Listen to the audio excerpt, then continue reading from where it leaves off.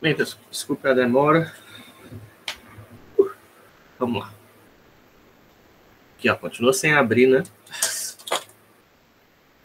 A gente continua bem pelo PDF aqui, que já está aberto.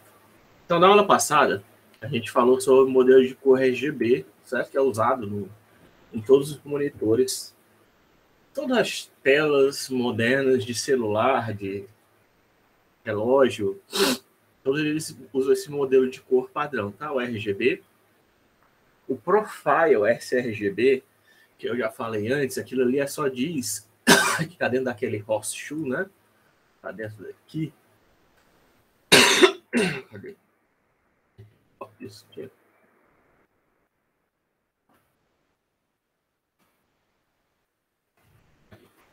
Né? O Profile sRGB, que é um negócio assim, triângulo, né?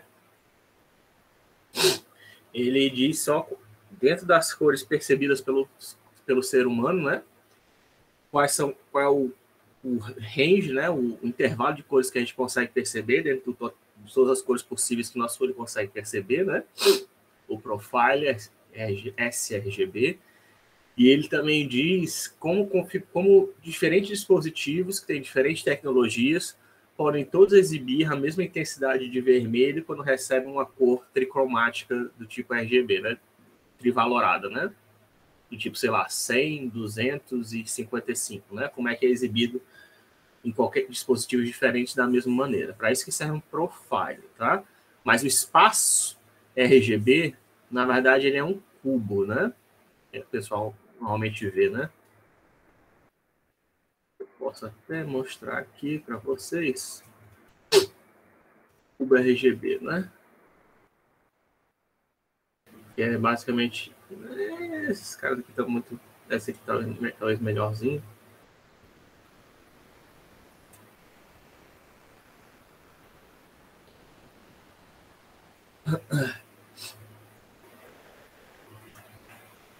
Sendo que isso aqui não é questão de percepção, já não tem mais a ver com percepção, tá? Isso aqui é considerando só o espaço sRGB. Aí considerando que você pode variar em 3 dimensões, né? Na dimensão, cadê? Na dimensão R, G, né? Vermelho, verde, azul, né? E conforme você vai em uma das 3 dimensões, que variam, todos tem o mesmo intervalo, né? Varia de 0 a 255, tem 256 cores para o modelo de 8 bits, que é o mais comum, né? Você forma esse cubão. Só que esse cubão não tem a ver com como a gente percebe as cores, tá? Isso é só possível, é o intervalo total é o gamute de cores possíveis dentro de um profile RGB qualquer, né? Existe, por exemplo, o Adobe RGB, né? Que aí dentro daquele cara aqui, ele vai ser maior, né?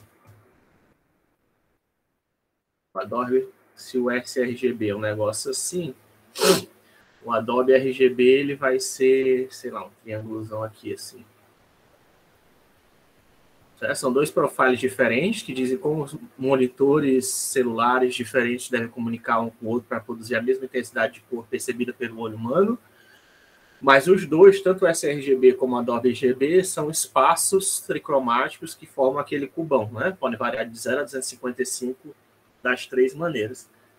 A diferença é que as cores geradas vão ser diferentes, né? Como se fosse o espaço entre as cores, né? Aqui no Adobe RGB, se você tiver um monitor de 8 bits, você vai ter espaços em branco maior entre as cores, tá? embora você tenha um range possível, um range maior de cores possível, né, você também vai ter espaço entre brancos maiores. Quer dizer que a quantização de cores vai ser maior, né? Essa quantização de cores quer dizer quantas cores são mapeadas para o mesmo valor, né? No caso de 255, você pode imaginar todas as cores que estão entre, que seria do tipo meio, sei lá, meio, né? Certo? Isso aí é mapeado para 000 ou é mapeado para 1, né? E todas as cores nesse intervalo entre 0 e 1, entre 1 e 2, né? Que existe, né? No espaço real, você vai ser mapeado para uma dessas coisas, que eu chamo de quantização, tá? E aí, quando você faz Adobe RGB, pega um Adobe RGB desse jeito, que você está esticando, né, os valores, está aumentando o seu range de cores possíveis, mas você está também aumentando a quantização de cores, isso aí vai, às vezes pode ser perceptível, né? Principalmente em 8 bits. O ideal é que para você tentar usar, por exemplo, um monitor do tipo Adobe RGB, você tente usar já com canais de 10 bits, né? Que já tem, né? Tem monitores mais modernos que são compatíveis com o modelo Adobe RGB, apesar do Adobe RGB ser antigo. Finalmente, agora que está surgindo os primeiros monitores Adobe RGB mesmo, reais, porque eles têm canais de 10 bits, né? Que aí, em vez de 0 a 255, vai de 0 a 1024, né? 1023. E aí você consegue ter um range maior. Não fica, a quantização de cores não é tão grosseira. Não vai acontecer o quê? Nos resultados da quantização de cores é para você poder ver o gradiente, você poder ver... Não sei se a gente já falou disso, não falou não, a gente vai ver isso no futuro. Você cria um gradiente de cores, quer dizer, um degradê de cores, por exemplo, do azul para o vermelho, você consegue ver umas faixas de cor, de transição de cores. Tá? Isso acontecia muito quando você usava Adobe RGB usando 8 bits, né? Agora com Adobe RGB 10 bits, já consegue corrigir isso mais facilmente, né? Enfim. Então, esse é o modelo RGB, né? Mas sendo que o modelo RGB, ele não é muito bom assim na computação gráfica, porque, embora todos os dispositivos usem ele, porque você está mexendo nas lâmpadas diretamente, né? Nos LEDs diretamente. Estou configurando com a intensidade vermelha, com a intensidade verde, com a intensidade azul para produzir uma determinada cor. E, em geral, não é isso que eu quero fazer. Seja como artista ou seja como programador, não é isso que eu quero fazer. O que eu quero fazer é pintar todo mundo, sei lá, todo mundo que tem mais de 50 anos de amarelo e todo mundo que tem menos de 50 anos de verde, né? Normalmente o que a gente quer fazer é uma operação desse tipo, né? Você quer fazer um degradê de acordo com a temperatura, deixando as temperaturas mais frias azul, as temperaturas mais quentes vermelho, e fazer um degradêzinho entre elas, né? Fazer uma mistura entre as cores, né? Que mexe na saturação. Ou então você está fazendo em escala cinza, aí você quer mexer na claridade, né? Porque quando você está em escala cinza não tem saturação, né? Não dá para misturar cor, porque só está em escala cinza, né? Escala cinza, na verdade, é preto e branco, né? Mas, só uma curiosidade, não sei se já falaram isso, mas escala cinza pode ser tanto chamada de preto e branco como escala cinza, né? Porque o branco e o preto, na verdade, são tonalidades possíveis do cinza, né? O cinza mais claro que tem é o branco, e o cinza mais escuro que tem é o preto, né? Então, certo? Tanto faz você ver a escala... Apesar do que tem alguns programas de software, quando fala escala preto e branco, né? Coloca já, faz uma binarização, né? Deixa tudo, então tudo de preto ou tudo de branco, né? Mas... eu estou falando isso porque em livros de computação gráfica você pode encontrar o cara falando escala preto e branco, e na verdade ele está falando da escala cinza, não de pintar tudo de preto ou de branco. Mas enfim, isso você está mexendo, ainda estaria mexendo nas cores, né? Mas o mais comum é você querer mexer nas propriedades, né? Que a gente falou na aula passada, e as principais propriedades que as pessoas querem misturar é essa da saturação, né? Para você controlar a mistura de cores, né? Seja para fazer um gradiente, ou seja, para fazer uma legenda, né, de cores, né, de transição, que as propriedades são contínuas, né? Muitas das propriedades que tem no mundo físico, elas são contínuas, elas no mundo direto apesar mesmo que o meu termômetro, por exemplo, só marque de grau em grau, a gente sabe que existem variações aí, né? Não é como se, mesmo no meu termômetro só consigo marcar, não tenha casas decimais, né? Só marca 35 graus, 36 graus, 37 graus. A gente sabe que para sair de 35 para 36 graus, ele passou, né, por 35,1, 35,2, 35,3, né? Existe uma variação aí que o meu termômetro, de repente, não está captando, mas que existe, né? Isso independente de quantas casas decimais meu termômetro consiga marcar, né? Ah, mas meu termômetro consigo marcar duas casas decimais, professor. Consegue marcar 35,20. Mas a gente sabe que existe o 35,21, né? 35,22, né? Até chegar no 35,21, né? Então, essas variações, por isso, quando a gente quer representar essas variações de temperatura, de pressão, sei lá, de densidade, você colocar uma escala contínua, né? Você quer fazer o degradê. E esse degradê é normalmente feito através de mistura de cores. Quem controla a mistura de cores é a saturação. Uma cor super saturada, certo? Você vê que tem que tomar cuidado quando a gente fala de saturação.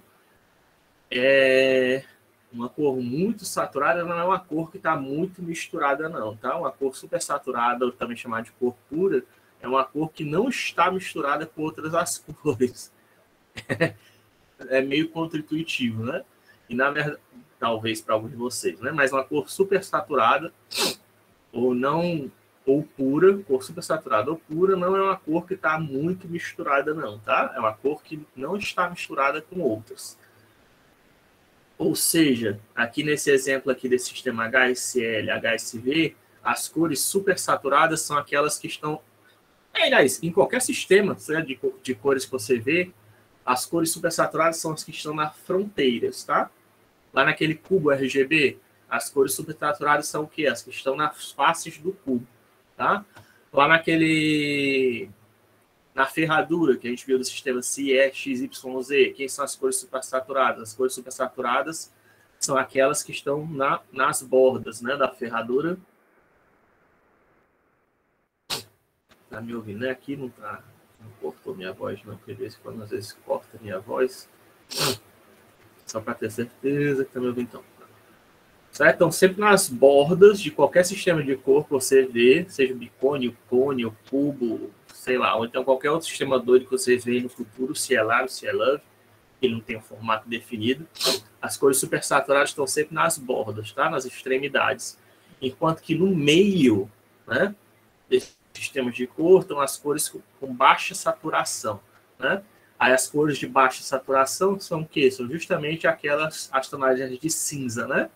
E se você pegar tintas no mundo real, se você quiser pode fazer até esse experimento depois, você pegar qualquer tintas e tentar misturar, se você pegar só duas cores é difícil, tá? De acontecer isso, mas é possível. Mas, em geral, você pegar 3 cores do mundo de tinta, né? E tentar misturar, você vai ver que você vai sempre obter, em geral, uma escala de cinza, tá? Quanto mais cores você misturar, você vai ter, de repente, obter um cinza mais claro ou mais escuro, né? Mas dificilmente você vai obter um preto ou branco, tá? Porque essas cores, o preto exigiria um material capaz de absorver toda a luz, né? Que incide dele, que isso é raro, né? Eu mostrei no início desses slides, tem aquele material que é o Black 2.0. Até existe, né? Mas você tem que comprar uma tinta preta específica para poder pintar preto, né? É melhor. Por isso que até na cartucho de impressora você tem um cartucho preto, né? Mesmo em impressoras que só tem 2 cartuchos, vai ter o cartucho preto, porque para gerar o cartucho a cor preta, misturando todas as cores, você precisaria... Não é fácil, né? O máximo que você conseguiria gerar é um cinza escuro, tá? Poderia, tá? Não é impossível, não.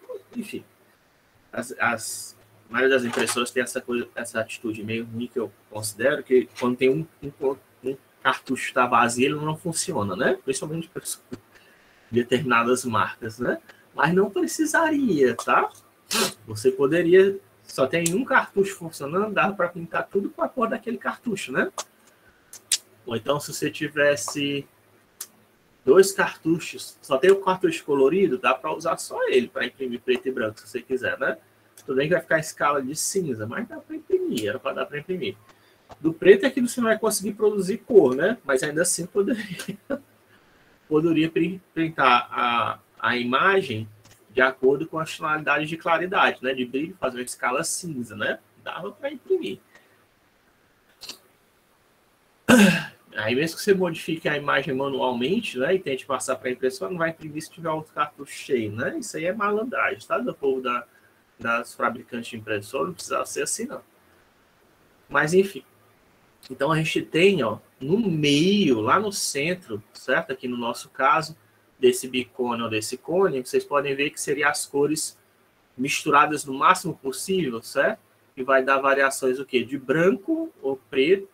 Branco, vai ter branco e preto nas extremidades, e no meio vai dar variações de cinza. A mesma coisa aqui, tá? Tem branco e preto nas extremidades e no meio, entre elas, tá as variações de cinza, tá? E lá no cubo RGB, professor, lá no cubo RGB, você também tem, tá? Sempre tem esse cara. Também pode ver ele. Cadê? No cubo RGB,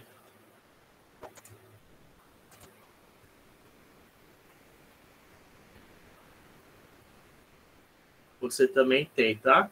Essa extremidade aqui é branca, né? Ó, esse vértice aqui. Aí lá no outro vértice, diametralmente oposto, né? Na diagonal maior do cubo, que se une a esse vértice daqui, tem o preto lá do outro lado, tá? Onde é 0, 0, 0, onde é 0 azul, 0 vermelho e 0 verde, é justamente o preto ali, né? Aqui esse ponto que eu acabei de marcar, talvez não estejam vendo, esse cara aqui, né? Ele é o ponto que é 255 azul, 255 verde, 255 vermelho, que é branco, tá? E aí lá do outra extremidade tem o 000, que é o preto. Aí essa diagonal principal, que une o branco e o preto, certo? É quem controla, que é a saturação mínima, né? Que aí saturação mínima quer dizer que está com o máximo de mistura entre as cores, formando ou branco ou preto e as variações, né, da escala cinza. Né?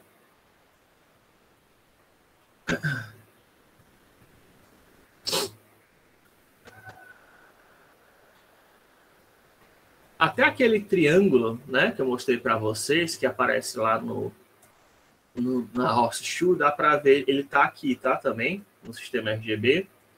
E lá naquele sistema RGB das cores perceptíveis, tá só cores parciais, não tem todas as variações, né? E ali está em 2D, né?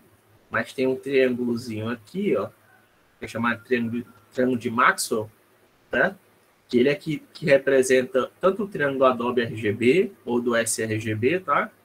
Ele é uma face que liga os vértices 0, 255, 0, 255, 00, 00, 255, tá? Que é o máximo de verde, o vetor, né? Máximo de verde, 001, né? Aí o máximo de azul, que seria o 010 ou 255, 0, e o máximo de vermelho, que é 255, 00 ou 100, né? Dependendo de como é que você está, quais são os ranges possíveis do seu sistema de cor, né? Mas ele também está ali, tá? Também está aqui dentro do sistema sRGB. E como eu falei, certo? Aquele modelo da ferradura, né? O mais correto, embora seja exibido daquele jeito, é uma figura 3D, né? Mas você só, enfim, o pessoal fez só como 2D porque só queriam ter uma ideia da percepção das coisas dos seres humanos, né? O possível para poder representar nos monitores, nos dispositivos gráficos, né?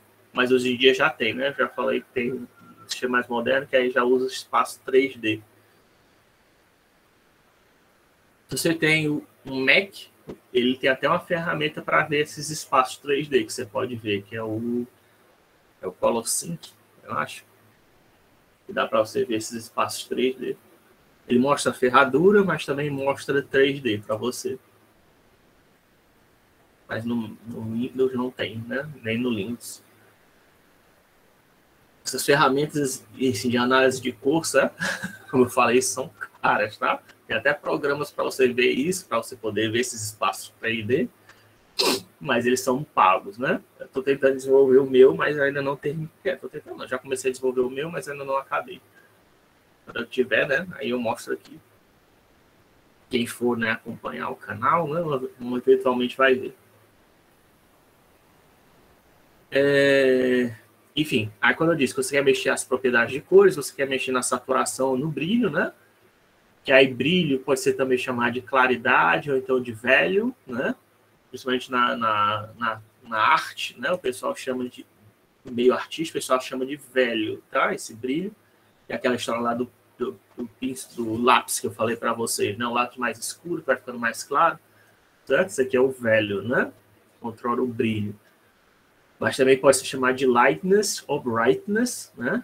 Dependendo de pequenos detalhes técnicos. Mas para a gente, isso aqui controla a claridade, tá? A escala de cinza, tá? O quão mais escuro ou quão mais claro é uma cor. Tanto esse L como esse V. E aí o S quer dizer de saturação e o H é de hue. Hue quer dizer a matiz, tá? A cor natural. Esses sistemas aqui do tipo HSL, HSV, HSI, tem vários tipos, tá? Você mesmo, vocês podem criar o seu próprio sistema de cor, tá? Esse é um sistema, vocês já devem ter estudado, né? Álgebra linear, você pode fazer transformações de espaços, né? Então, a gente está transformando o espaço RGB para o HSL, é uma matriz, né? Que dá para você fazer isso, uma matriz de conversão. No caso aqui, mais ou menos, né? Você não usa matriz, não, né? Porque a matriz seria transformações lineares. Mas pode, né? Você pode criar...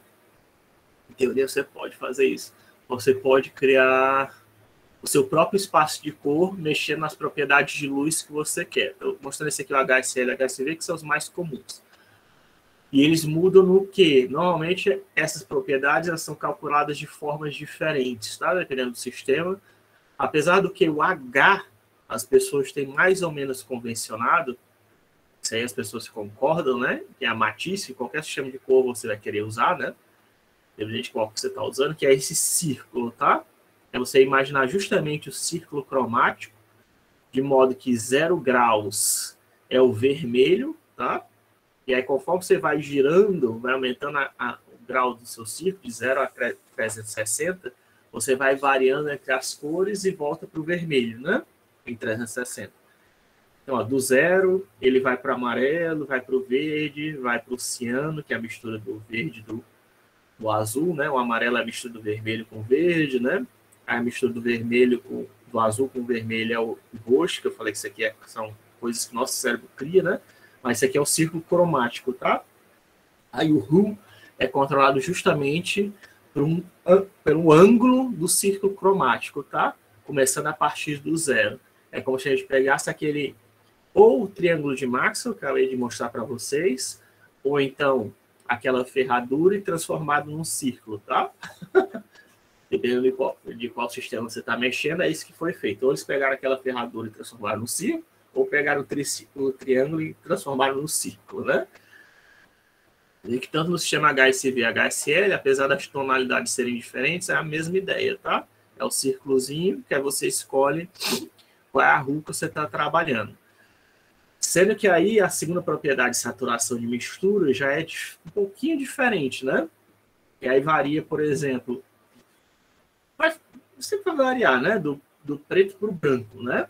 Mas você vê que não é assim. A escala de variação, né, da saturação é diferente, né? Porque aqui no caso do 1, você teria, no caso do HSV, com 1 você tem a cor supersaturada, né? E com 0 de saturação você tem o preto. Enquanto que no HSL, quando você chega no 1, você chega no branco, ó. Sempre chega no branco, né? Porque o branco aqui é o topo, né? Do seu bicone, né? E enquanto que está no 0 da saturação, você está no preto. E a cor supersaturada, ela aparece aqui no meio, tá? Não vou conseguir fazer a linha reta, tá? Mas é aqui no meio, tá? A linha do meio é que tem as cores supersaturadas.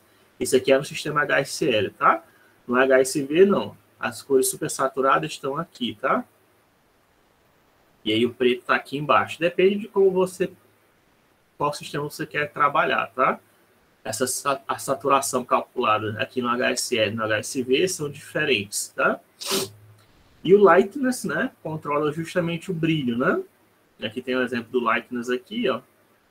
Você, conforme aumenta o light, você vai do preto para o branco, enquanto que no HSV você vai do preto para a cor, né? Para a intensidade de cor qualquer. Pode ser por branco, mas também pode ser para a intensidade de cor, né? Porque você está aqui nessa faixa aqui, né? Você está no meio do cone, né? Por isso que às vezes o pessoal prefere mais HSL, porque talvez seja mais intuitivo, né? Mas nem sempre é você que escolhe, né? Depende do sistema, né? Aqui eu mostrei, por exemplo, aqui no Paint, ó, ele usa o HSL que ele está usando, né? Eu acho que é o HSL, né? Exatamente, HSL, enquanto no GIMP você usa o HSV, né? Por isso que é bom você saber mexer nos dois, né? Deixa eu criar aqui uma nova janela. Você vai selecionar a cor, né? Aqui no GIMP, por exemplo. Não sei por que não está mostrando.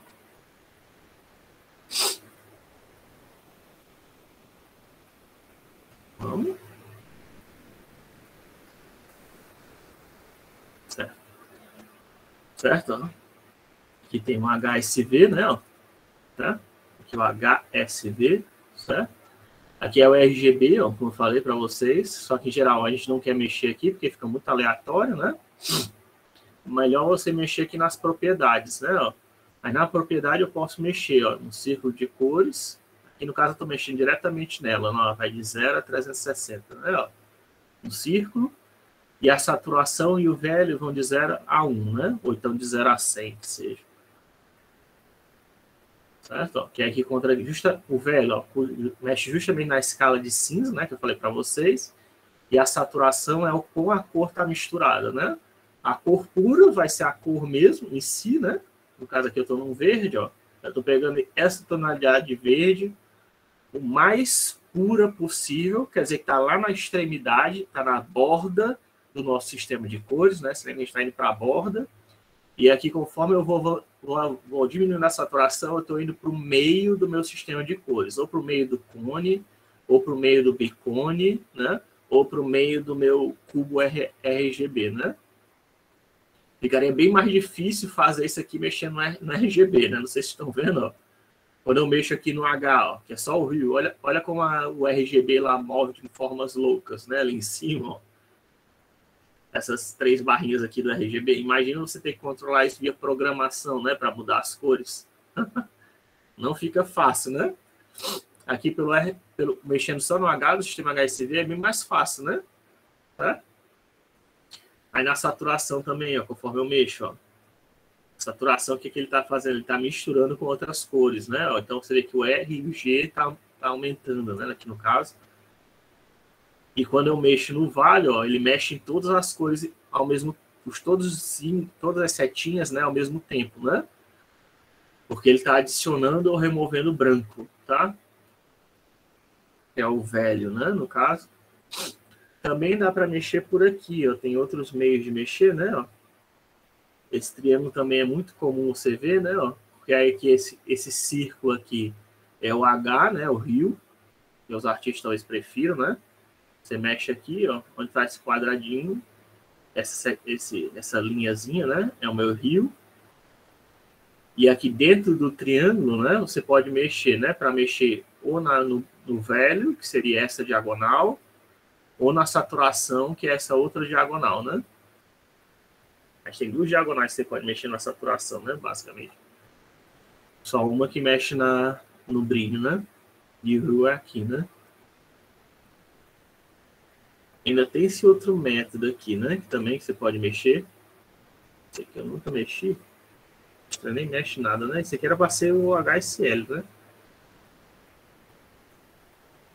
Mas tá mais fácil é mexer nesse cara aqui. Ou você vai encontrar na maioria dos sistemas de programa de gestão de imagens, você vai ver hoje uma variação desse triângulo, tá? É exatamente essa a ideia. O círculo são as tonalidades supersaturadas ou das cores puras.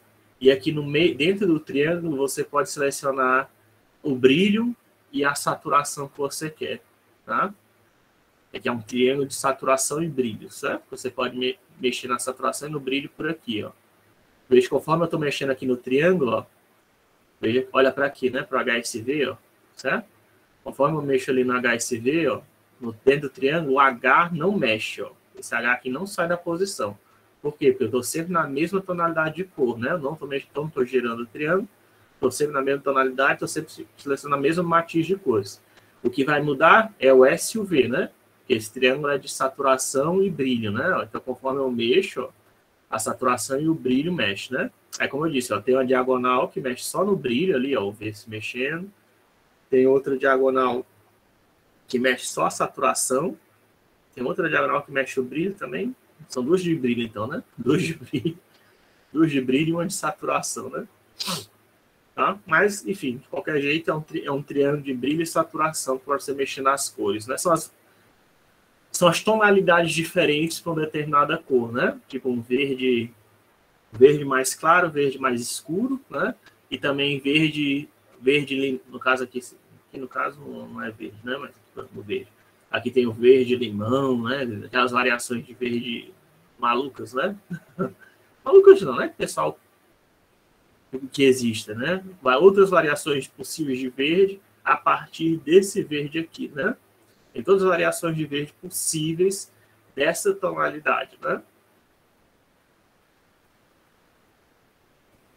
Você vê isso no Corel, você vê isso no Paint, né?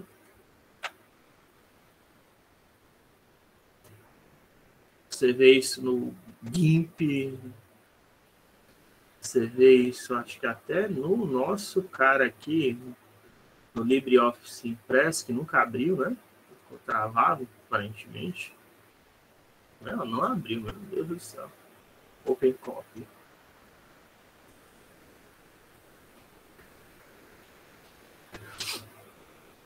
Todo esse tempo não abriu.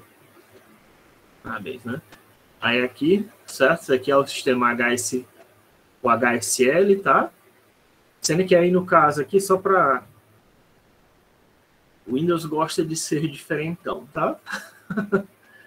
E aí, como o Windows gosta de ser diferentão, né? E viu que era para ser de 0 a 360, ele não vai de 0 a 360, tá?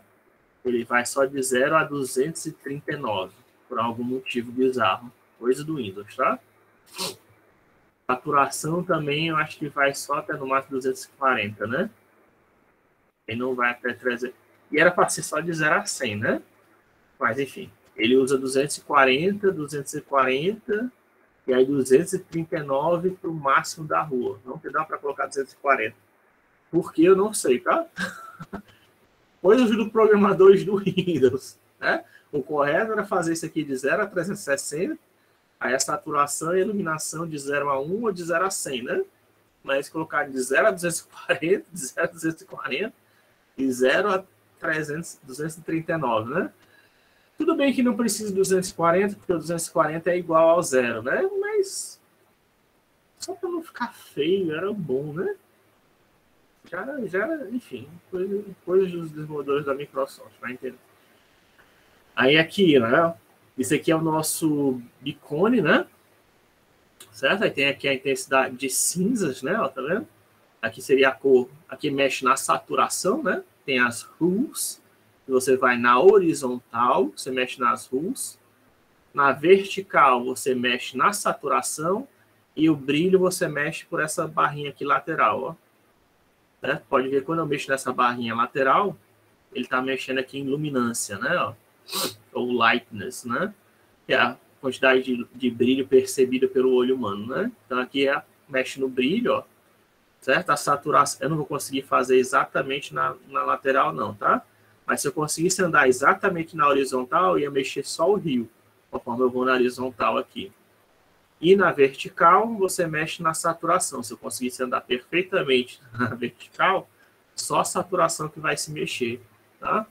Eu estou mostrando esses dois modelos, porque esses dois modelos são os mais comuns, tá? De você encontrar em programas de edição de imagem, ou você vai encontrar esse quadradão aqui, que aí tem cinza na base, cores super saturadas aqui em cima, com essa barra aqui lateral de controle de brilho, ou vai ser aquele triângulo que eu mostrei para vocês aqui do GIMP, tá?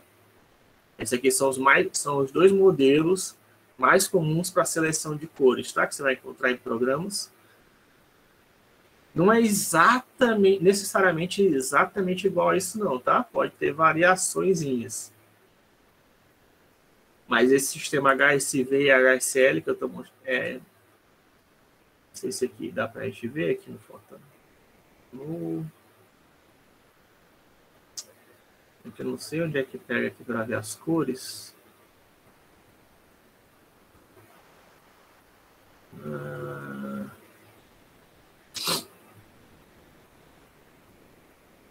Tem um jeito aqui de ver as cores.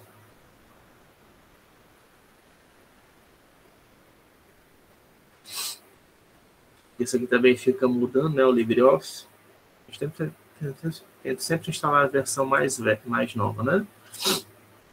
Mas as versões mais novas, eles mudam algumas coisas. Cadê, hein? Brown. Tem um jeito aqui que você seleciona. Já passei aqui, né?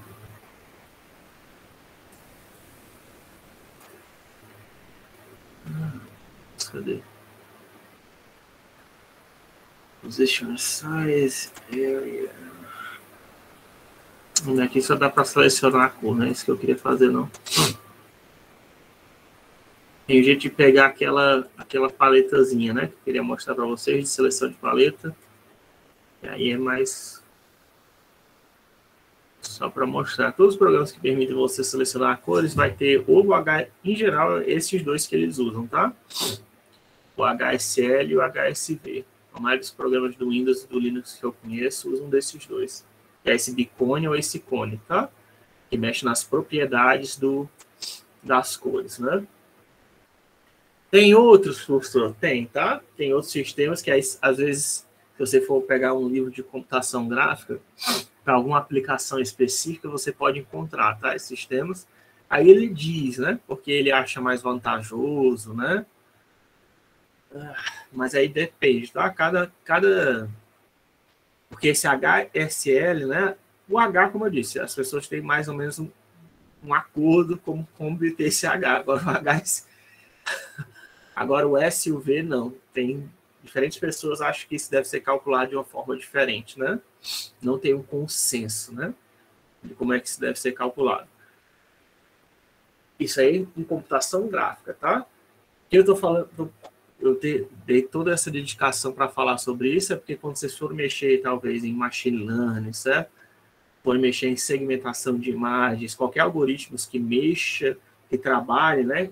De computação gráfica, que trabalhe ou mexa com imagens, certo?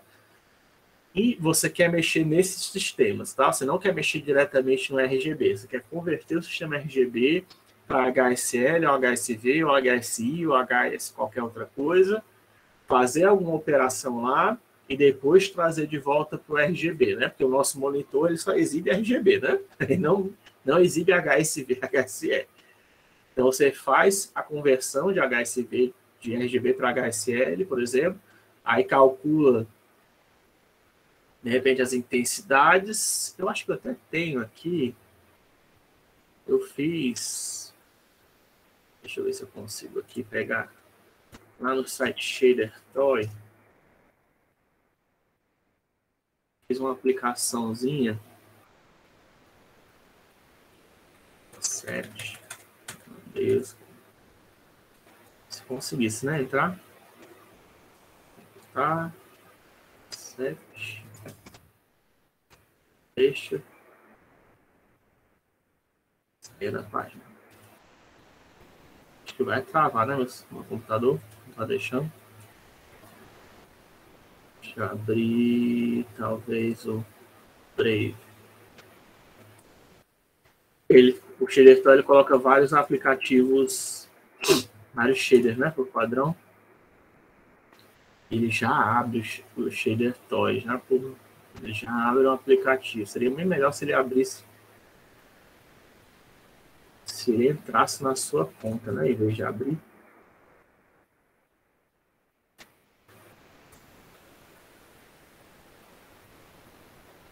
Nossa.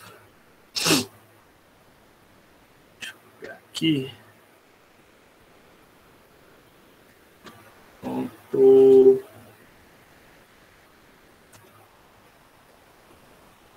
Eu não vou abrir isso aqui não, porque isso aqui é muito pesado. Queria mostrar isso aqui.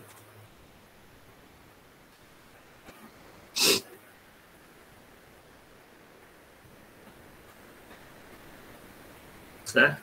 Ah, não mostra. No WebGL Available, coisa boa.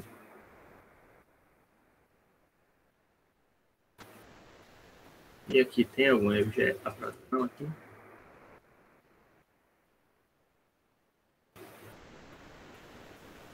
Pronto, ó. Isso daqui, ó, é um programinha que eu fiz só para mostrar o sistema de HSV e RGB para vocês, tá? Ó. Eu colocar force e mandar rodar, ó. Esse aqui é um filme, mini filme do Van Damme, né? Aí tá aqui o canal verde, o canal vermelho, o canal azul, né? Esse aqui é o sistema modelo RGB, que é a união dessas três cores, né? Forma o rosto, o filme colorido, né? Mas aí eu fiz aqui também para poder exibir o sistema HSV, né? No caso, eu usei a fórmula do Octave, tá? O Octave é um programa de matemática, ele tem implementado isso, é gratuito, né? Eu peguei a equação que ele usou para fazer essa conversão de RGB para HSV e HSV para RGB e converti para transformei em um shader, né? E aí, ó, eu fiz aqui, mostrei, ó. Esse cara aqui é só os rios, certo? Ó, só as matizes de cores, veja aqui, né? Tá o Van Damme no fundo verde, né? Então aqui você vê que o verde, ó, ele ficou na saturação máxima, né? Veja que aqui o verde é mais escuro, né? Aqui o verde fica na saturação mais. E a pele do Van Damme, ó, como eu falei, acho que eu falei, né? Estão pessoas brancas, né? A tonalidade principal da cor da pele dele é o que? O vermelho, né? O vermelho, alaranjado, né? É a principal tonalidade da cor da pele dele, né? E é engraçado, né? Você vê assim, preto, a roupa dele é preta, mas a tonalidade principal que tem na roupa dele não é preto, né? Ó, a mistura de cores, né? Parece.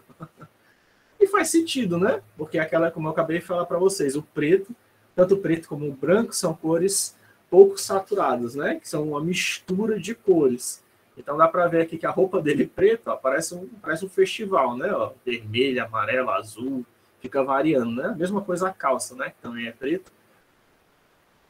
Então, esse aqui é o rio, né? Isso aqui é bom para você fazer, às vezes, classificação, né? Poder classificar o que é ground e o que é foreground, o que é cadeira e o que é mesa, né? E aí você consegue uma árvore, né? Por exemplo, na árvore você está querendo identificar o que são as folhas, né? Você não está muito interessado em saber as variações da cor da folha, né? Você só quer saber que a cor é verde, né? Identificar tudo que ali tem verde na árvore como folha, né? Então, você usando o canal de rio, você já conseguiria fazer essa segmentação, tá? Esse canal aqui, em cinza, né, como você pode imaginar, é o canal V, né, de velho ou de brilho. Né? Só com ele você já consegue produzir uma imagem em escala cinza, né, variação do preto para o branco, né? E esse daqui, certo? Esse aqui não teria como exibir, mas eu usei de propósito o azul, podia ter usado qualquer outra cor, tá? Isso aqui é a saturação, tá? No branco seria as cores pouco saturadas, né? Que é justamente a camisa dele, ó, vira branca, né? A roupa dele fica toda branca, que é justamente essas regiões de menos saturação. E as cores e o azul máximo, né? Esse azul mais forte aqui é a cor super saturada, essa região de cor super saturada, né? As variações aí são variações da saturação. Só para a gente poder enxergar, né? Porque na prática não tem como você ver o canal de saturação, né? Então eu coloquei uma cor no canal de saturação para a gente poder enxergar, né? Porque rio dá para ver, né? O canal de matizes dá para ver, obviamente. O canal de brilho também. Agora, o canal de saturação, como é que você vai ver, né? Tem que pintar ele de alguma cor para a gente poder enxergar, né? E foi isso que eu fiz, tá? O branco seria justamente as regiões de menos saturada e o azul mais as variações, né? Do branco até o azul mais saturado, que é o azul 00255, representa as variações do menos saturado ao mais saturado, né? Dá para fazer isso com outros. Eu não sei se dá para pegar a nossa câmera, né? Eu acho que não, porque eu estou transmitindo a câmera ali, né? Acho que não deixaria, né? Eu pegar. posso depois até passar. Deixa não. E aqui, como eu já estou transmitindo para vocês a minha câmera aqui, não dá para ver, né? Mas depois eu vou passar, vou colocar esse link desse shader para vocês. Vocês podem tentar abrir esse shader aí no desktop de vocês. E aí você pode colocar aqui nesse iChannel, você pode colocar os vídeos, né? Foi o que eu peguei, ó. Vou colocar um vídeo da Britney Spears, né? Por exemplo. Do mesmo jeito, ó. O rosto da Britney Spears é vermelho, né? A pele que eu falei para vocês é a principal tonalidade, né? Ou você pode também colocar a sua, se você não estiver acreditando, né? Colocar a sua webcam aqui também, tá? É só clicar nesse channel aqui, aí coloca aqui na webcam, que aí ele vai usar a sua webcam para fazer essa decomposição em HSV, tá? Testar o que eu acabei de falar. Não dá para eu fazer com a minha câmera agora, porque eu estou transmitindo para vocês, né? Mas vocês podem acessar isso aqui e ver, né? Como é que faz a conversão do sistema HSV para RGB. Até implementado, né? Aqui eu só fiz uma implementação do octavo, né?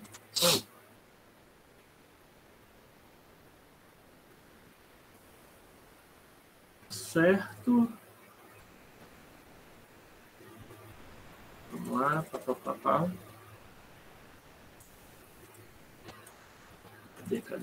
Cadê? Pronto. É o que eu ia falar, né?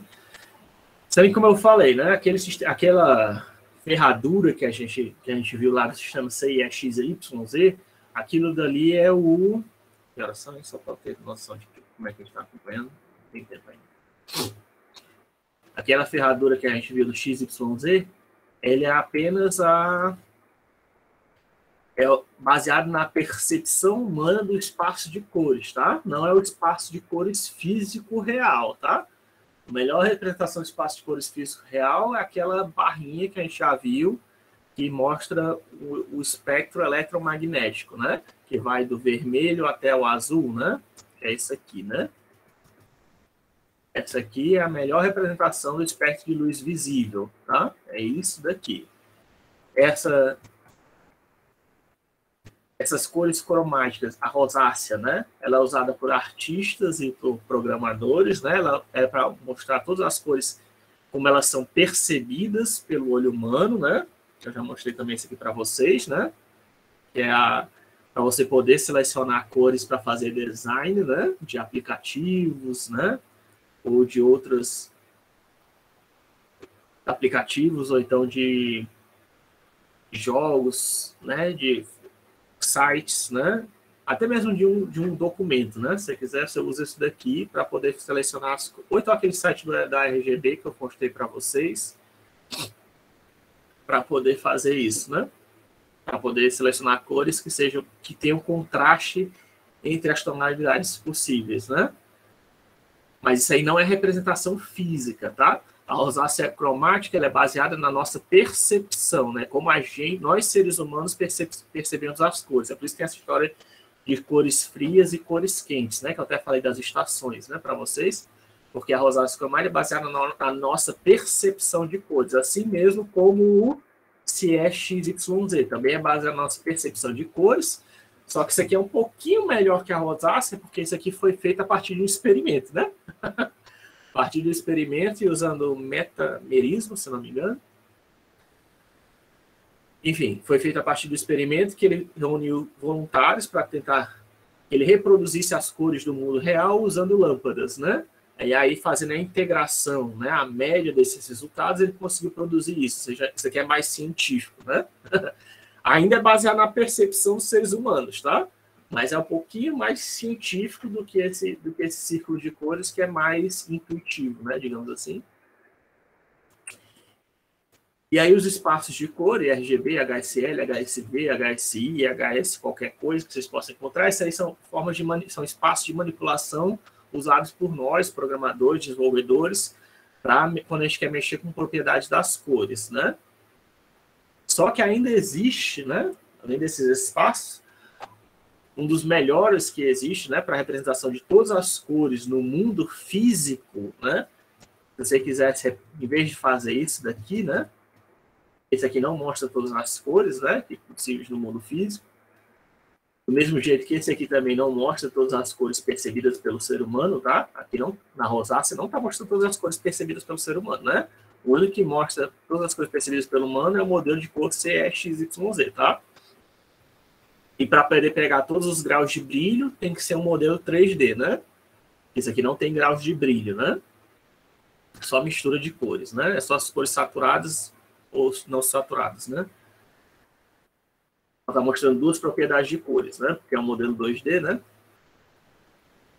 Porque para mostrar o modelo 3D, você precisa mostrar o volume, né?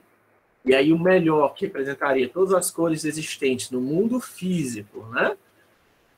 De forma física, né? De forma como elas existem no mundo real, seria esse melhor existente atualmente considerado esse sistema de cor, o modelo de cor de Munsell, tá? Que na ideia original era fazer uma esfera, né? Mas não foi possível criar essa esfera. E a gente viu que dependendo do brilho, dependendo da intensidade luminosa de uma fonte de luz, você não consegue produzir todas as tonalidades, né?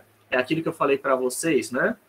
Eu sei que eu já falei para vocês que, por exemplo, mesmo que você tenha uma lâmpada, uma lanterna vermelha, uma lanterna azul, uma lanterna verde, com a mesma potência de lumens, né? A mesma potência de produção de energia, o nosso olho vai perceber o verde como sendo mais intenso, né? Mas isso, fora a nossa percepção, né, do nosso cérebro, isso também acontece com as cores no mundo real, tá? Por uma determinada intensidade de cor, né? Nem todas as cores vão ser possíveis de representar, né? Por exemplo, essa lanterna, não dá para, sei lá, uma lanterna de 10.000 lumens, eu não sei, não estou chutando aqui. Mas, de repente, não é possível colocar uma lanterna de 10.000 lumens na cor azul, por exemplo. Tá entendendo? Isso que eu estou querendo dizer. Dependendo da energia que você vai usar, da intensidade luminosa que você vai usar para produzir uma lanterna, determinados espectros de cor não podem ser atingidos, tá? Isso foi o que Munsell percebeu, tá? Ele tentou, e ele tentou bastante, tá? Porque ele queria fazer uma esfera bonitinha. E ele não conseguiu. Ele conseguiu fazer só esse negócio aí, como se fosse uma maçã comida, né? Em vários pedaços, tá? Isso foi o melhor que ele conseguiu fazer, né? E próximo do branco, né? Principalmente próximo do branco, que as cores que mais conseguem se aproximar do branco, se não me engano, são o amarelo e o verde, tá? O azul e o vermelho não conseguem se aproximar tanto do branco, né? Nas tonalidades mais claras, né? Além disso, né? Esses modelos que a gente viu até agora, né? Só falei do Munsell para vocês terem um modelo 3D daquela. Seria como se fosse um modelo 3D desse cara aqui, tá? Esse cara aqui, né? Certo? O melhor que representaria esse espectro de luz visível eletromagnético seria o espaço de Munsell, tá? De cores. Acho que não é baseado na percepção. Baseado nas cores físicas mesmo. Diferentemente do CXY, que é baseado na percepção, na rosa cromática. E esse daqui, o HSL, o HSV e o RGB também não são baseados na percepção, né? Esses são baseados no controle da tecnologia que a gente está usando, né? No caso do RGB. Está mexendo no aspecto da engenharia, né? Você mexe no sistema RGB, né? Ou na física, né? Também. Então, seria um outro jeito de você representar aquelas cores, um jeito mais correto, né? Aquele cubo RGB é o modelo ideal fictício, né? Que assume que todas as cores, que o verde consegue variar de 0 a... que o 255 de verde é igual a 255 de azul, que é igual a 255 de vermelho, né? O Munsell diz, epa, não é assim não. 255 de verde não é igual a 255 de vermelho, não é igual a 255 de azul. Tá? Foi isso que o Munsell percebeu e isso aí seria o espaço real, né? Dessas cores. Sendo que quando a gente fala de RGB, a gente está falando de dispositivos gráficos, né? De exibição, ou seja, de sistemas aditivos, tá? Todos os sistemas que a gente falou até agora são de adição. Agora tem os sistemas de subtração, né? O principal sistema de modelo de cores usado para subtração é o modelo CMYK, tá? É cian, magenta, yellow e K, que é de Ki, tá? Muito comumente o pessoal diz CAD black, né? De preto, mas não necessariamente, tá? Podia ser só key. Por que key? Porque, por exemplo, tem impressoras que usavam ciano, né? Ciano, magenta e amarelo, e como componente key podem usar tipo azul escuro, certo? Um azul bem, bem escuro, que é esse azul escuro misturado com ciano, magenta e amarelo produz preto, tá? Eu acho que é melhor usar logo preto, né? Porque você não precisa misturar cor nenhuma, né? Mas tem impressora, dependendo do modelo de impressora que você vê, você vai ver que o K não necessariamente é preto, tá?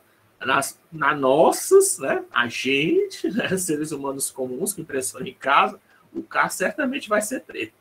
Mas se a gente for trabalhar numa grande empresa que trabalha com impressão, né? Criação de larga volume e escala de papel gráfico, de papel, né?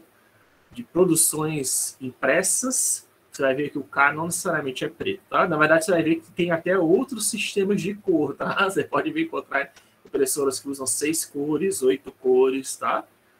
Porque você consegue fazer, para você, quando você está usando um modelo subtrativo de cor, você não consegue, é mais difícil obter uma mistura de cores que produza a cor que você necessite, tá? Quando você está usando adição de cor, embora eu não tenha falado isso, né? Mas é possível, as cores complementares aqui, do mesmo jeito que lá no círculo cromático, elas estão opostas, tá? Elas passam, tem aqui o centro dele, né? Do modelo CIE. Cadê o negócio? Acho que eu fechei, né?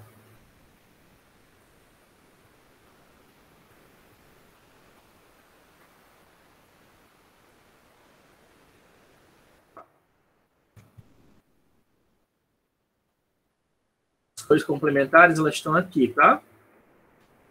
Tem que pegar onde é que está o centro, né?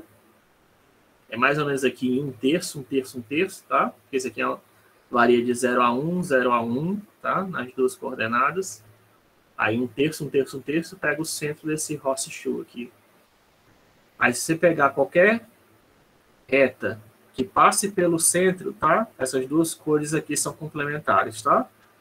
Só que mais do que isso, elas são complementares e a união de duas cores já é possível, certo? Quando eu pego aqui meio dessa tonalidade aqui de azul e meio dessa tonalidade de vermelho, você já consegue produzir branco, tá?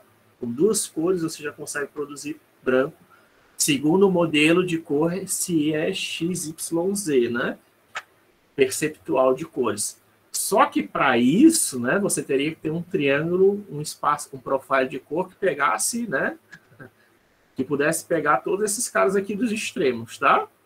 Como não dá, você precisa de 3 cores, né, para produzir o branco. Mas se você tiver algum modelo, algum sistema, se você tiver usando algum profile de cor que pegue duas cores aqui diametralmente opostas no modelo de Horseshoe, você consegue produzir o branco. Eu estou falando isso só para vocês terem essa noção, né? Que é possível produzir o branco só com duas cores, tá? Não precisa necessariamente 3 cores, não é o mínimo que você precisa para produzir branco, não, tá? O mínimo mesmo são 2 cores. Isso para sistemas aditivos, para sistemas subtrativos aí já não, tá? Para obter o branco aí já é bem mais difícil, tá? Você já teve alguma aula de pintura? Eu já tive, né? Para produzir mesmo branco, você tem que misturar muitas, você tem que pegar cores claras, né? Misturar várias delas para obter um grau de obter um cinza mais claro possível, né? Na maioria das vezes você obtém um cinza claro, né? Não é nem um branco, mas é uma que mais se aproxima do branco, né? Então, mesma coisa o preto, né? O preto você teria que misturar as cores mais escuras para tentar se aproximar de um cinza escuro, né? Ou então, né, que é o mais comum, é você ter tinta preta e tinta branca, né? Que é o melhor, né? Para você poder fazer isso. Mas, enfim, é o modelo CMYK, né? Que está aqui do caso, ó. Esse aqui, seria uma foto impressa. E aqui tem os canais, né? Ó, de ciano, né? Amarelo, vermelho, amarelo, magenta e o componente preto, né? O componente key, né? Aonde tem branco são regiões que não tem, né? A tinta, tá? Então, por exemplo, esse armazém aqui, sei lá o que é essa estrutura aqui, né? Essa casa, ou parecida com casa, ele não tem azul, né? Por exemplo, ó, né? Ele não tem não tem ciano, né? Mas tem tonalidade de amarelo e de vermelho, né? Em compensação, as montanhas lá de trás, elas não têm variação de amarelo, né? Só tem ciano e magenta, né? Certo? E o céu, obviamente, é azul, né? Também, mas tem uma variação também de magenta, né? A grama, né? A grama, que é verde, né? Ela não tem magenta, né? Ela tem ciano e amarelo, né? Certo? Lembrando que essas cores aqui, nem todas as cores do modelo impresso, é por isso que eu falei de novo dessa questão, né? Você não consegue reproduzir todas as cores do modelo impresso para o modelo aditivo, né? Modelo subtrativo e modelo aditivo de cores são diferentes, né? Porque o modelo aditivo você está olhando diretamente para uma fonte de luz, o modelo subtrativo você está olhando indiretamente. É a diferença de você olhar para o Sol, que tem luz própria, né? O modelo aditivo, e a Lua, que só reflete a luz do Sol, certo? Modelo subtrativo. Lua, subtrativo, Sol, aditivo, tá? A Lua jamais vai brilhar mais do que o Sol, certo? Não importa o que aconteça. Então, você não consegue representar todas as cores do modelo aditivo no modelo subtrativo, mas todas as cores do modelo subtrativo conseguem, em teoria, serem representadas no modelo aditivo, tá? Só tem que tomar cuidado, porque existe aquela história que eu já falei para vocês dos profilers, né? Aí, dependendo do profile que você tem, pode, infelizmente, né, devido a essa calibragem que precisa ter dos monitores da impressora, você pode escolher profiles como o sRGB, que é muito ruim. Muitas cores.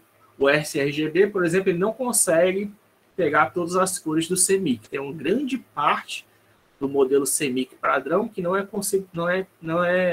não dá para imprimir, certo?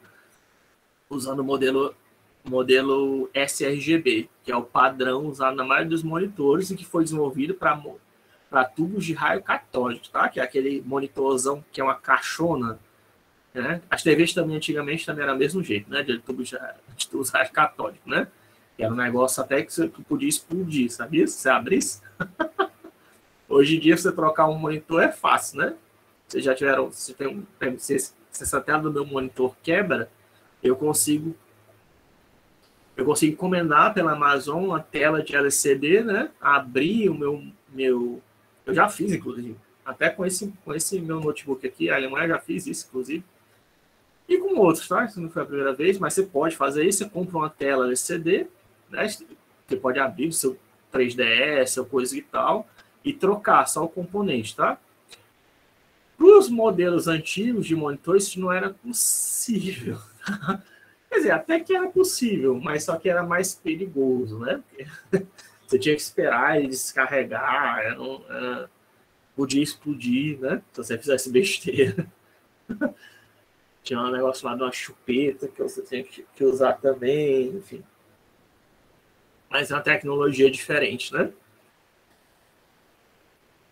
E aí o Adobe RGB, que eu falei para vocês, que é um sistema maior, ele já consegue pegar quase todas as cores do modelo CMYK, tá? Já consegue reproduzir quase tudo, por isso que ele é preferido, tá? Principalmente para o pessoal que trabalha com modelo gráfico, você vai ver que o Adobe RGB é o preferível, já estão saindo, como eu disse, monitores que usam esse sistema Adobe RGB, que é maior, permite até 10 bits de cores, às vezes mais, né? E o modelo RGB, como é um triânulozão grande, não, ele pega mais cores do modelo CMYK, né? São menos... Tem aí um pedacinho, tá? Que ele não consegue representar do modelo CMYK, do Fogre e do Gracol, mas é bem pequenininho, né? É mais fácil fazer o ajuste, né? Tipo assim, quando você faz aquela mudança que você pode fazer em qualquer programa de editor de imagem, que você faz mudança do modelo RGB para o CMYK, se você estiver usando o profile Adobe RGB, a diferença vai ser bem menor, tá? Das cores, ou seja, vai perder menos tempo com edição, né? De imagens usando Adobe RGB. Aqui é só um exemplo, né, desses profiles, é o Fogra e o Gracol, mais usados, mas tem outros, tá? Eles dizem como é que, do mesmo jeito que os profiles de monitor, eles dizem como é que o LED deve ser ajustado para representar uma cor RGB trivalorada, né? Esses padrões Frog e Gracol, eles dizem como é que as tintas, qual a quantidade de tinta que deve ser usada para um determinado cartucho, né? Para reproduzir as intensidades aí, no caso, é tetravaloradas, né? De CMYK, né? Que são 4 valores, para você produzir a mesma cor, né? O mesmo magenta na impressora HP, Epson, laser, né? Para sair a mesma coisa, são tecnologias diferentes, né? Usam até cartuchos e tintas diferentes, né? Que podem até ter origens diferentes. Uma usa flores, outra usa, sei lá, pele de animal, sei lá. Mas para eles produzirem a mesma intensidade, você tem que usar esses profiles, tá? E aí eles garantem que vai haver uma correspondência maior do que as cores, tá? Não basta apenas que você mexa lá no seu sistema, né? Não basta apenas que você venha aqui no GIMP, né? E pegue imagem e coloque, mude o modelo dele, não, né? Tem aqui Assign Color Profile. Aqui no caso eu só tenho o BIM RGB, não, mas está aqui, ó. No meu caso aqui eu baixei, ó, o REC 709 e o REC 220, né? Que eu posso adicionar, né? Mas esse aqui é de monitor, né? Que aí eu posso, o 709 é equivalente ao sRGB, que é lá daquela ITU, né? Que é do sistema TV, e o 2020 é equivalente ao da câmera, né? Que é um Adobe RGB, né? É quase um Adobe RGB, esse aqui, o REC 2020. É mais moderno, né? Mas isso aqui é para imagem. Tem um jeito de você adicionar, testar o CMYK aqui no GIMP. Eu tinha visto isso. E agora não vou lembrar, né? Talvez eu mostre na próxima aula. Tem um jeito de você mudar as cores para o CMYK. Aqui na seleção de cores dá, né? Para você colocar o valor em CMYK. Mas conforme você mexe, ele já mexe aqui na cor correspondente, né? Mas aqui eu não estou usando profile, tá vendo? O profile none. Você tem que selecionar um profile de CMYK para poder ter uma fidelidade, né, do que você vai imprimir. E esses padrões, tá, do tipo Frog e Gracol, eles têm que ter eles também dizem, né, quais tintas devem ser usadas, né, como é que você deve calibrar a sua impressora, os valores CMYK, obviamente, mas também o papel, tá? Eu acho que a cor que você está imprimindo depende também do papel que você está usando, né? E aí, dependendo do papel, você talvez tenha que usar um profile diferente, tá? Para a sua impressora.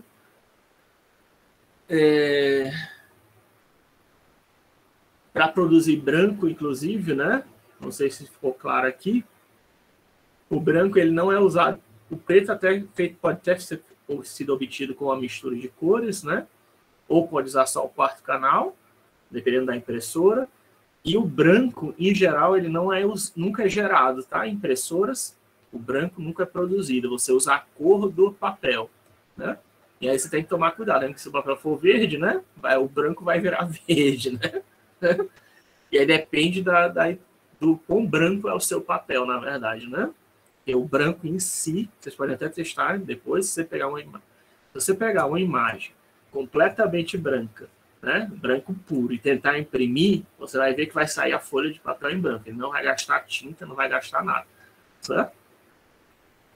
Do mesmo jeito, você pode até pegar uma folha de papel verde, né? Como eu disse, pegar uma folha de papel verde, tentar imprimir uma imagem toda branca, 255, 255, 255, que é o que pegar aqui no GIMP, né? Colocar aqui para 255, 250, que é 100, 100, 100, né? Vou colocar de 0 a 255, né? Por que não está mudando? Esquisito. Era para mudar aqui para 255, não sei porque não está mudando não, mas enfim. SV, 100, 100, 100, o branco total, né? Será que travou, foi? Tem alguma coisa aqui, tem duas. Janelinhas abertas, o que que é? Eu quero só um branco. Pronto, vai dar 255, algum problema ali. Não sei o que foi. 255, que é o branco. Pronto, branco. Tá? Meu Deus, tá ok.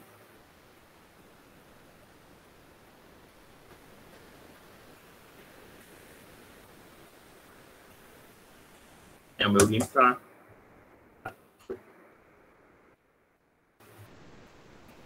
E o. Aqui acho que edit. Aqui, pronto. Se pegar uma imagem dessa, ó, que tá branco mais massa, e tentar imprimir em qualquer impressora dessa que a gente tem, né? De casa, ele vai imprimir uma folha em branco, tá? Ele não vai gastar tinta nenhuma para imprimir um negócio desse. Mesmo que a folha de papel que você coloque seja verde. Ele também vai imprimir, vai só cuspir a folha verde de volta. Ele não vai misturar cores para tentar obter branco, porque o máximo que ele consegue fazer é a escala cinza, né? Misturando as cores. E o componente K, né? Ele só serve para preto, né? Ele não serve para branco. Tá vendo? Porque tem certas impressoras, pode ter impressoras, por isso que isso é uma das razões, né? Porque pode ter impressoras com mais cores, né? E dependendo do tipo de papel que você está querendo imprimir, né? A imagem que você está querendo imprimir, talvez seja necessário ter tinta branca, né? Aí se tiver branca, o CMYK já não dá certo, né? Você precisaria usar um outro sistema de cores para poder imprimir o branco. Ou ter uma tinta branca para poder pintar um amarelo, para poder pintar o branco num papel verde, né? De repente, se quisesse ter o branco, né? Agora, aqui é aquele termo que eu falei para vocês. Não sei se eu estava falando certo, mas esse aqui é o termo correto, tá? De metamerismo. Esse aqui é o experimento que eu falei. Talvez eu tinha que mudar esses slides, né? A ordem não tá legal. Esse negócio aqui do metamerismo é porque eu adicionei recentemente aquele slide com o Horseshoe, né? É bom deixar esses caras aqui um do lado do outro. Pronto. Pronto, deixar isso aqui, tá? E aí eu acho que faz mais sentido, assim. O ajuste da ordem, tá? Não vou repetir isso de novo, mas isso aqui é o esse gráfico aqui é gerado através desse experimento, tá? De metamerismo. Isso aqui é o que eu falei que foi o experimento que foi feito. E antes não tinha esse slide do Horseshoe, mas agora que tem, então essas duas coisas têm que ficar mais próximas, né? Certo? O cara tinha aqui um usuário aqui, né? O observador, tá vendo ele aqui? Ele podia controlar 3 lâmpadas, uma azul, uma verde e uma vermelha. E aqui tinha uma luz de teste, que era produzida usando aquela frequência, o espectro de luz eletromagnético, produzia na intensidade, sei lá, o verde puro, né? Produzia o verde puro é sem graça, né? Que é só apagar o azul e o vermelho. Mas, sei lá, produzia o amarelo puro, né? Que o amarelo existe no espectro eletromagnético. Então, ele tinha uma lâmpada amarela, né? Que dá para você fazer isso, né? Ele ajustava lá no aparelho dele para produzir o amarelo. E aí dizia para você, ei, cara, né? Tenta usar usando só o azul, o verde e o vermelho, tenta reproduzir essa mesma tonalidade amarela. Quer dizer assim, você coloca, não exato, né? Fisicamente exato, mas perceptualmente igual. De forma que se você olhar as duas cores uma da outra, não consiga perceber a diferença. É esse aqui que foi o experimento que o pessoal lá da CIA, não foi nem da CIA, né? Foi cientistas que fizeram isso, e a CIA pegou o estudo deles, né, para poder construir aquele gráfico, utilizou para fazer esse gráfico daqui, tá? Esse é o experimento que eles fizeram, tá? De reconstrução de cor. E é por isso que tem essa diferença entre as cores reais e as cores reconstruídas, né? Porque a gente está usando essa reconstrução a partir das fontes primárias. Mas eu já expliquei para vocês, né? Só que esse slide tinha que ter sido exibido antes, né? Aí aqui, por exemplo, é um jeito de impressão, só para vocês saberem que existe. Isso aqui é uma impressora profissional, né? Que é vista naquelas gráficas, talvez até produção de jornal. Que é a litografia offset, né? Aí você tem aqui CMYK, né? Ó, ciano, magenta, amarelo e preto, que aí você tem esses 2 tubões que imprimem no papel, cada uma das as tonalidades de cor, uma por vez, desse jeito aqui, né? Ó, imprime só, um do tubão vai imprimir só o azul, aí o outro vai imprimir só o amarelo, o outro vai imprimir só o magenta e o outro vai imprimir só o preto. Tá? Isso é feito em litografia offset, tá? Devido a esse deslocamento. Isso aqui é a impressora profissional, né? De grande porte. Isso aqui é grandão, tá? Tem até um vídeo que vocês podem ver, se depois vocês quiserem ver, né? Rolo de papel para produzir revistas, né? Para produzir revistas, para produzir jornais, é isso aqui que eles usam, tá? Que aí a velocidade de reprodução é muito maior do que a nossa impressora de casa. Fazer essa impressão de cores separadas, né? Do que tem um cartucho que tem todas as cores, como a gente tem nas impressoras HP, né? Isso aqui permite uma velocidade maior de reprodução, de impressão. E para quem produz revistas, etc., revistas e outras coisas variadas, é importante a velocidade, né? É mais jornal, né? Que sai todo dia. Ainda sai, né? Todo dia, eu acho. Então, isso a gente falou já, são cores no espaço 2D, né? Que a gente falou até agora, tanto formato impresso, com os aditivos, subtrativos. E agora a gente vai falar de cores no espaço 3D, né? No espaço virtual. Que as cores que a gente tem aqui no nosso mundo real são cores do espaço, são cores do mundo real, né? Quanto tempo ainda tem? Ixi, já vai acabar, né? A aula. Mas só para dar uma introdução, né? A gente continua isso na aula de quarta-feira. Acho que quarta-feira a gente acaba esse negócio de cores. Olha, só falar das... quarta-feira a gente acaba, tá? E aí começa o próximo assunto. Eu não sei o que... Não sei se é texturas. Acho que é texturas o próximo assunto.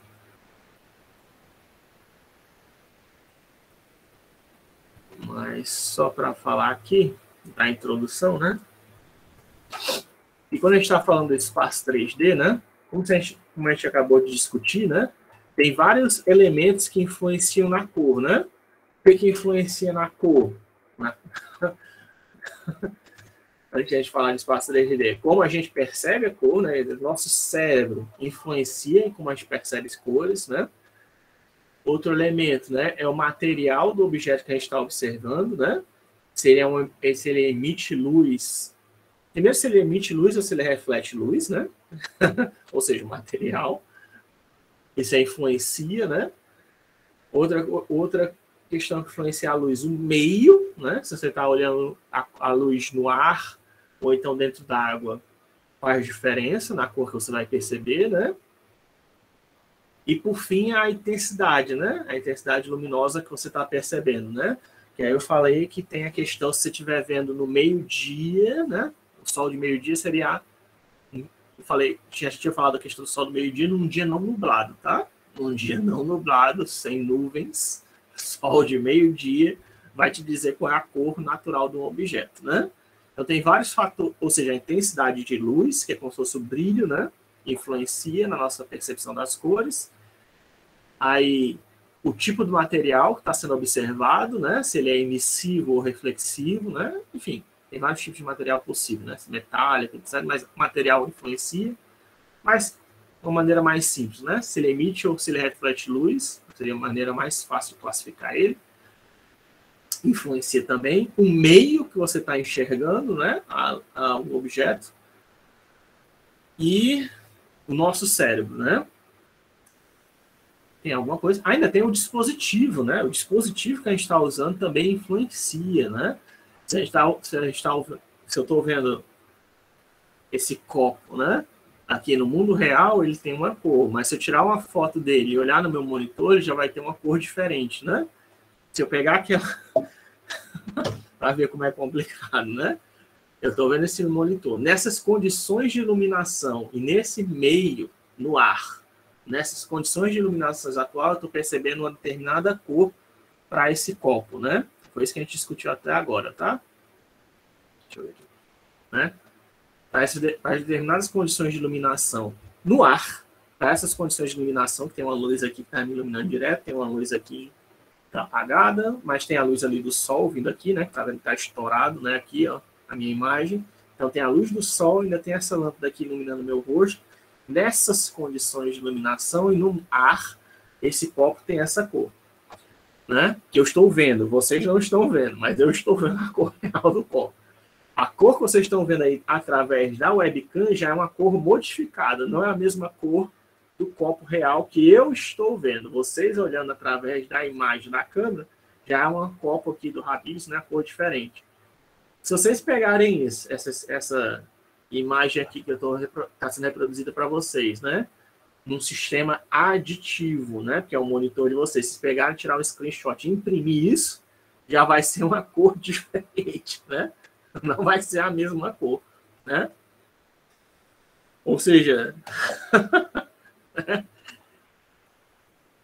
como se não bastasse essas diferenças todas, o nosso cérebro ainda pode, né, modificar as cores dependendo de determinadas condições de iluminação.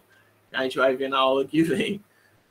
Nosso cérebro pode fazer, ele tem uma certa liberdade para misturar as cores do jeito que ele quiser, tá? Independente de como as cores são feitas, existem no mundo físico, se tem duas cores muito próximas, o nosso cérebro pode misturar as cores, tá? Mesmo que na física elas não estejam, mesmo que fisicamente as cores não estejam misturadas, nosso cérebro pode misturar as cores. Isso é chamado de um efeito de Dithering, que a gente vai ver no futuro. Também chamado de meio tom, que é usado em posters, tá? Aí você pode ver esse efeito de mistura de cores que o nosso cérebro faz em posters de aqueles que tem no meio da estrada, né? Se não for de LED, se for tinta, você chegar perto, você consegue ver os gotão de tinta que produz esse efeito que eu estou falando, que o nosso cérebro, devido à distância, ele faz a mistura das cores para a gente. Não consegue mexer. Mesmo que na papel esteja lá 3 botões de tinta gigantesco, que você chegando perto você consegue ver, de longe o nosso cérebro, como não tem resolução, ele faz a mistura para a gente e enxerga com uma cor diferente. Não enxerga as 3 botões de tinta. O que eu estava falando? Sim, aí como tem esses vários... É lógico que tem aquela questão de você usar... Como é que a gente faz para garantir uma sincronia entre essas cores? Entre a cor real do copo, né, que na verdade teria que olhar no sol do meio-dia para ver qual é a cor real do copo. Entre isso, a reprodução no monitor e a impressora. O primeiro passo é você usar profilers, tá? Que aí você vai naquele site da ICC e pega os profilers. O Fogra, o Gracol, aí pega um profile Adobe RGB, o P3, né? Ou então outro profile qualquer que você prefira. Isso é uma escolha sua, tá? Não tem um padrão. O melhor é o Ace, só que é o Ace que é usado pela indústria cinematográfica, que eu já falei para vocês. Só que o Aces ele exige equipamento especial que não está disponível para nós réis mortais, né? Usando esses profiles, você ainda precisaria fazer a calibração, né? Você deve saber, toda vez que você pega uma impressora da primeira vez, você não calibra, né? A própria impressora já te obriga, né, a calibrar. Da primeira vez, pelo menos a maioria das impressoras obriga você a calibrar ela, né? Pelo menos uma vez. Mas o certo é você calibrar com uma certa frequência, tá? Tipo assim, uma vez por mês, o correto é você calibrar, você usa com frequência, tanto a sua impressora como o seu monitor também, tá? Precisa ser calibrado. Porque a maioria dos nossos monitores comuns, ele só permite você mexer no brilho, ele não permite você mexer em outras cores, né? De saturação, nem outras propriedades possíveis. Mas o certo seria você estar calibrando com uma determinada frequência, se você fosse trabalhar oficialmente com isso, né? Você estaria sempre com o monitor calibrado, a impressora calibrada e usando os profiles compatíveis para sempre garantir que a reprodução de cor é o mais fiel possível, né? E aí chega no espaço 3D virtual, né? Isso é tudo em 2D ainda, né? Essa imagem que vocês estão vendo aqui em mim é 2D, né? É a imagem 2D que vocês estão vendo. O papel também é 2D, né? Aí eu chego no espaço 3D, que a gente tem um espaço virtual, né? É um espaço virtual que eu estou criando para fazer um jogo, para fazer de repente, uma exibição de um apartamento para um cliente, né? Que eu tenho um modelo lá 3D, ou então uma peça de CAD, ou então estou usando lá aqueles óculos lá, o óculos Rift, né? Lá do Facebook, que agora vai virar Meta, né? Que aí ele está querendo fazer um meeting em realidade virtual, por algum motivo, né? E aí você quer reproduzir essas condições de iluminação, né? Você quer produzir uma iluminação mais realista possível. A gente vê que em Avatar, né? Lembra que eu coloquei o filme de Avatar, que já está meio velho, inclusive, vou colocar o outro filme. Mas você consegue fazer uma iluminação realista, né? Como é que, ou pelo menos que dá para enganar a gente como sendo realista. Como é que isso é feito? Isso é feito porque você tem que considerar, primeiro, você faz uma simplificação, né? Você faz aquela simplificação do modelo do paradigma dos 4 universos, mas essencialmente você tem um objeto com material, né? Diz o material dele, se é emissivo ou não, certo? Tem o espaço 3D, que está aqui, a gente está vendo, esse espaço 3D aqui em cinza, né? O espaço 3D. Tem uma câmera, certo? Que aí vai ser o observador. E tem fontes luminosas, ó. Aqui no caso tem três fontes luminosas, tá? Então tem basicamente o modelo 3D que a gente vai gerar, tá? Tem fontes luminosas, uma câmera que diz como é que vai ser percebido, da onde é que está sendo percebido aquele objeto, e aí tem um objeto que você está querendo reproduzir na câmera, né? Nossa visão, um determinado material. Isso daqui não é a imagem do objeto, tá? Isso aqui é só um, como é que chama? Isso aqui é um viewport, é como se fosse uma visão fictícia do ambiente, tá? Não é o modelo, não é a fotografia do objeto, né? Porque a fotografia do objeto ela vai aparecer aqui, né? Nesse quadradinho aqui, a partir da visão, da posição da câmera, tá? Então são os 3 elementos básicos que são usados por qualquer modelador 3D, tá? Que é câmera, luz e material, tá? Toda essa complexidade que eu acabei de falar, de meio, né? Como o nosso olho percebe, né? Isso aí tudo é ignorado. O mais simples, tá? O mais simples, tudo isso é ignorado e você considera apenas as fontes de luz, a câmera e o material do objeto, né? É lógico que se você quiser fazer um modelo realista, vai ter que se preocupar com essas outras questões que eu falei, tá? Mas eu estou falando a princípio, para a gente introduzir esse assunto, são só esses 3 elementos, tá? Material, câmera e luz. É o mínimo, né? A gente continua na aula de quarta-feira, porque eu já estou passando do tempo, né? Interromper aqui a gravação.